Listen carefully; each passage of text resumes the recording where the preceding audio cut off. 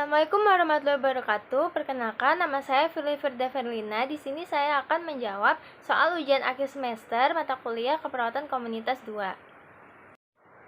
Sini terdapat kasus yaitu Desa B merupakan wilayah yang memiliki penduduk usia dewasa dan lansia di mana sebanyak 78% mengalami hipertensi, 57%-nya mengalami diabetes, 35% mengalami obesitas, 24% mengalami osteoartritis, dan 32% mengalami COVID-19. Nah, sebagai seorang perawat kesehatan masyarakat, Anda ditugaskan untuk memberikan pembinaan kesehatan pada Desa B tersebut. Jadi ada pertanyaan nomor 1, yaitu jelaskan tahapan pelaksanaan asuhan keperawatan yang akan Anda lakukan pada masyarakat di Desa B. Yang pertama itu adalah pengkajian, yang merupakan upaya pengumpulan data secara sistematis terhadap masyarakat untuk dikaji dan dianalisis sehingga masalah kesehatan yang dihadapi oleh masyarakat dapat ditentukan. Nah, di dalam tahapan pengkajian ini terdapat 5 kegiatan, yaitu pengumpulan data, pengolahan data, analisis data, perumusan dan penentuan masalah kesehatan masyarakat, dan prioritas masalah. Yang kedua itu penegakan diagnosa keperawatan. Nah, diagnosa keperawatan ini ditetapkan berdasarkan analisa data dan interpretasi data yang telah diperoleh dari pengkajian. Yang ketiga itu perencanaan keperawatan, yang merupakan penyusunan rencana tindakan keperawatan yang akan dilaksanakan untuk mengatasi masalah sesuai dengan diagnosis keperawatan yang sudah ditentukan dengan tujuan terpenuhinya kebutuhan pasien. Yang keempat ada implementasi, yang merupakan tahap realisasi dari rencana asuhan keperawatan yang telah disusun. Yang kelima ada evaluasi, yang merupakan tindakan intelektual untuk melengkapi proses keperawatan yang menandakan sudah berapa jauh rencana tindakan dan implementasinya sudah berhasil dicapai. Yang terakhir ada dokumentasi dari kegiatan yang telah dilakukan.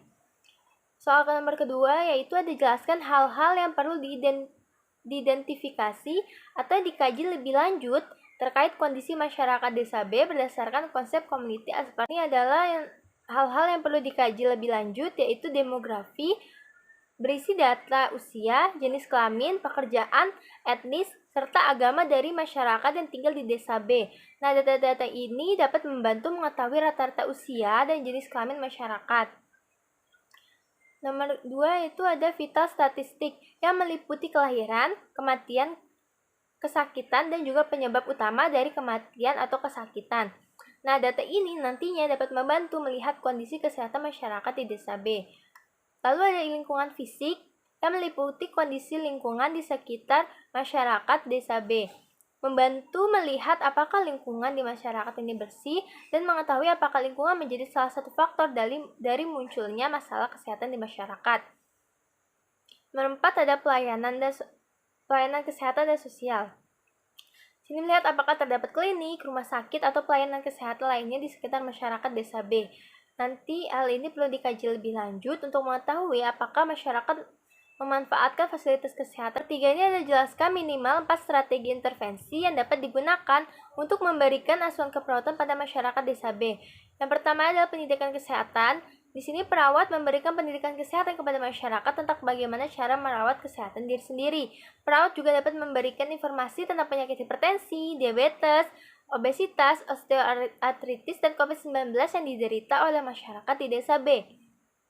Lalu ada proses kelompok, yang perawat sini bisa memfasilitasi masyarakat untuk dapat bersama-sama saling mengutarakan masalah kesehatan yang dideritanya dalam kelompok. Lalu pengalaman penyakit yang diderita oleh masyarakat ini dapat menjadi pembelajaran kepada masyarakat lainnya terhadap masalah kesehatan tersebut. Hal ini juga dapat membantu masyarakat mengerti bahaya akan masalah kesehatan yang ada. Lalu ada kerjasama, yaitu peran masyarakat dalam menangani masalah kesehatan yang ada di masyarakat ini sangat diperlukan, sehingga perawat dapat bekerja sama dengan seluruh perangkat yang ada di masyarakat untuk mengurangi masalah kesehatan. Nah, ini juga merupakan bentuk agar masyarakat menjadi lebih mandiri.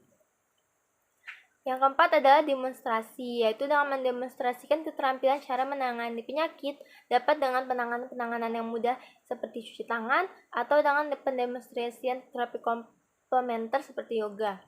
Yang keempat adalah jelaskan minimal 2 diagnosis keperawatan.